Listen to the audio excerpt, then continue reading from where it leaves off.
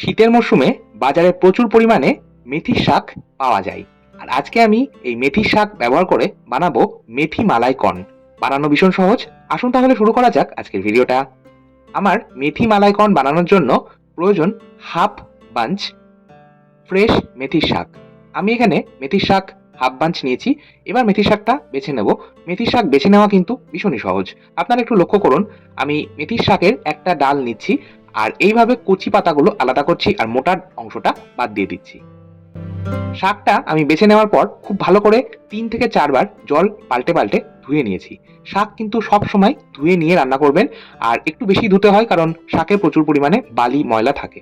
শাকটা আমি এবার একদম মিহি করে কুচিয়ে নেব। চলে যাচ্ছি নেক্সট স্টেপে। কড়াইয়ের মধ্যে দিয়ে দিচ্ছি ২ টেবিল চামচ পরিমাণে রিফাইন্ড অয়েল বা সাদা তেল। তেলটা গরম হয়ে গেলে কিছু গোটা মশলা আমি ব্যবহার করব, যেমন ২টো ফাটিয়ে নেওয়া বড় এলাচ, ৩টে ফাটিয়ে নেওয়া ছোট এলাচ, ৪টে লবঙ্গ, আর দিয়েছি ৫ থেকে ৬টা গোলমরিচ, একটা তেজপাতা। এরই সাথে দিয়ে দিলাম হাফ চা চামচ গোটা ধনে, হাফ চা চামচ গোটা জিরে।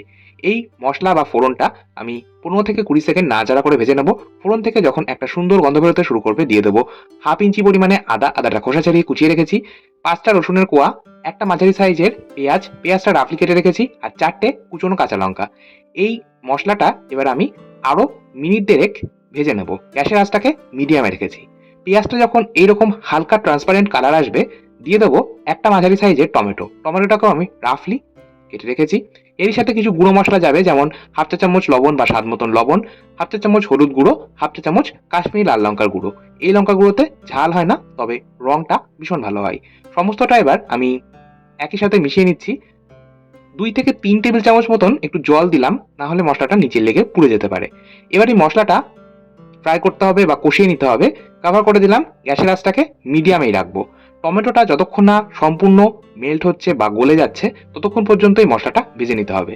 আর এই কাজটা করতে সময় লাগবে ম্যাক্সিমাম ২ থেকে ৩ মিনিট। ৩ মিনিট পর ঢাকা চাপা সরিয়ে দিয়ে দিলাম ৪ থেকে ৫টা গোটা কাজু, চাইলে ভাঙা কাজু দেওয়া যেতে পারে, আর ১ টেবিল চামচ সাদা তিল। মেথির সাথে সাদা তিল ভীষণ ভালো যায়, মানে খেতে কিন্তু ভীষণই ভালো লাগে, তাই তিল ব্যবহার করছি, আপনারা চাইলে নাও দিতে পারেন। একটু নাড়াচাড়া করে ভেজে নেওয়ার পর আমি গ্যাসের ফ্লেম বন্ধ করে একটা আলাদা প্ল্যাটারে নামিয়ে রাখলাম, ঠান্ডা হওয়া পর্যন্ত অপেক্ষা করব। অপরদিকে একটা পাত্রের মধ্যে নিচ্ছি ২ কাপ পরিমাণে জল। জলের মধ্যে দিয়ে দিলাম হাফ চা চামচ লবণ। গ্যাসের ফ্লেমটাকে হাই ফ্লেমে করে জলটা গরম হওয়া পর্যন্ত অপেক্ষা করব। জল গরম হয়ে গেলে দিয়ে দেবো ১.৫ কাপ পরিমাণে ফ্রোজেন আমেরিকান সুইট কর্ন। এবার আমি গ্যাসের ফ্লেমটাকে একদম হাই ফ্লেমে রেখে এটা ব্লাঞ্চ করব বা একটু ভাপিয়ে নেব। আমি কিন্তু কর্নটা সেদ্ধ করছি না। ২ মিনিট জাস্ট একটু এই গরম জলে ভাপিয়ে নেব, তারপর এইভাবে গরম জল থেকে ছেঁকে একটা আলাদা পাত্রে তুলে নেব। চলে যাচ্ছি নেক্সট স্টেপে। আমি যে মশলাটা ভেজে রেখেছিলাম সেটা কিন্তু ঠান্ডা হয়ে গেছে। একটা গ্রাইন্ডিং জারের মধ্যে নিয়ে নিলাম। এই পেস্টটা যাতে একদম মিহি হয় তার জন্য ৩ টেবিল চামচ দুধ অ্যাড করলাম। দুধের পরিবর্তে জল দিতে পারেন। একটা মিহি পেস্ট বানিয়ে নিলাম। আমাদের গ্রেভির জন্য মশলার পেস্ট তৈরি। ওই একই কড়াইয়ের মধ্যে দিয়ে দিচ্ছি ১ চা চামচ ঘি। ঘিয়ের পরিবর্তে আপনারা তেল দিতে পারেন, তবে ঘি দিলে টেস্টটা বেশি ভালো হবে। ঘি গরম হয়ে গেলে দিয়ে দিলাম ১ মুঠো ফ্রেশ কুচিয়ে রাখা মেথি পাতা, ১/৪ চা চামচ লবণ দিলাম। লবণ দেওয়ার কারণে মেথির শাকটা খুব ভালোভাবে ফ্রাই হবে আর মেথির থেকে জল আলাদা হয়ে যাবে। মিনিট ৩ সময় ধরে একদম লো মিডিয়াম আছে কভার করে মেথির শাকটা ভেজে নিলাম। মিনিট ৩ পর ঢাকা চাপা সরিয়ে আমি একটু নাড়াচাড়া করে নিচ্ছি। এবার দিয়ে দিচ্ছি আগে থেকেই মানিয়ে রাখা গ্রেভির জন্য মশলার পেস্ট। ওই একই গ্রাইন্ডিং জারের মধ্যে ৩ টেবিল চামচ দুধ দিয়ে লেগে থাকা মশলাটা ধুয়ে দিয়ে দিলাম। যেহেতু এটা মেথি মালাই কর্ন, তো সেই জন্য আমি দুধের ব্যবহারটা করছি, জল একদমই ব্যবহার করছি না। আপনারা চাইলে জল দিতে পারেন।